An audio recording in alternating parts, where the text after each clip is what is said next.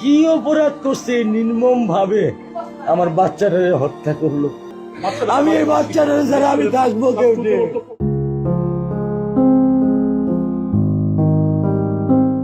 স্কুলের বই, ছোট্ট ব্যাগ আর অসমাপ্ত স্বপ্নগুলো ফেলে মাত্র ৮ বছর বয়সে পৃথিবী ছেড়ে চলে গেল রামিসা।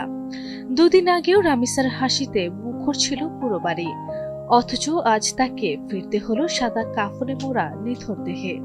মুন্সিগঞ্জের সিরাজদি খানের মধ্যম শিয়ালদি গ্রামের বাতাসে এখন শুধু শোক, কান্না আর একটি প্রশ্ন: নিষ্পাপ ছোট্ট রামিসার এমন পরিণতি কেন?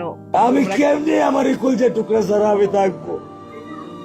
আমার পক্ষে সম্ভব না। দিনে ও 50 থেকে 100টা কল দেয় আমারে। রাজধানীর পল্লবীতে ঘটে যাওয়া এই হৃদয় বিদারক ঘটনা শুধু একটি পরিবারকেই নয়, কাঁদিয়েছে পুরো দেশকে। নিষ্পাপ একটি শিশুর এমন মর্মান্তিক মৃত্যুতে শোক, ক্ষোভ আর কান্নায় ভারী হয়ে উঠেছে রামিসার গ্রামের বাড়ি মুন্সিগঞ্জের সিরাজদি খান উপজেলার মধ্যম শিয়ালদি গ্রাম। গতকাল বুধবার রাত 9টার দিকে পারিবারিক কবরস্থানে চিরনিদ্রায় শায়িত করা হয় ছোট্ট রামিসাকে। এশার নামাজের পর জানাজা শেষে দাদা দাদির কবরের পাশে তাকে দাফন করা হয়। জানাজায় অংশ নেন শত শত মানুষ। সেখানে উপস্থিত স্বজনদের কান্না আর আহাজারিতে পুরো পরিবেশ ভারী হয়ে ওঠে। রামিসা ছিল হান্নান মোল্লার ছোট মেয়ে, স্থানীয় একটি স্কুলের 2য় শ্রেণীর শিক্ষার্থী, পরিবারের সবার আদরের সন্তান। অথচ সেই শিশুটিকেই হারাতে হলো এক নির্মম ঘটনার মধ্য দিয়ে। দাফনের সময় স্থানীয় রাজনৈতিক ব্যক্তিবর্গ, গণ্যমান্য ব্যক্তি, পরিবেশ ও স্বেচ্ছাসেবী সংগঠনের সদস্যরা উপস্থিত ছিলেন। অনেকেই চোখের পানি ধরে রাখতে পারেননি। এলাকা জুড়ে নেমে এসেছে শোকের ছায়া।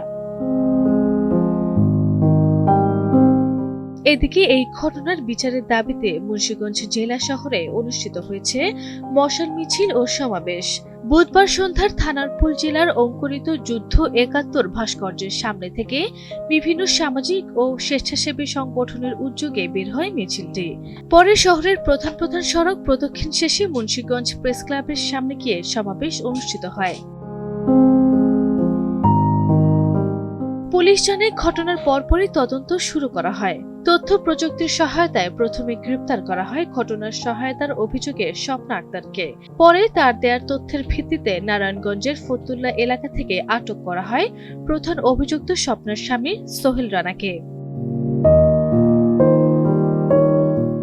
আদালতের সূত্রে জানা গেছে, গ্রেপ্তারকৃতরা আদালতে জবানবন্দি দিয়েছেন। বর্তমানে মামলার তদন্ত চলমান রয়েছে। ছোট্ট রামিসার মৃত্যুর ঘটনায় সামাজিক যোগাযোগ মাধ্যমেও চলছে তীব্র প্রতিক্রিয়া। অনেকে শিশু নিরাপত্তা নিয়ে উদ্বেগ প্রকাশ করেছেন।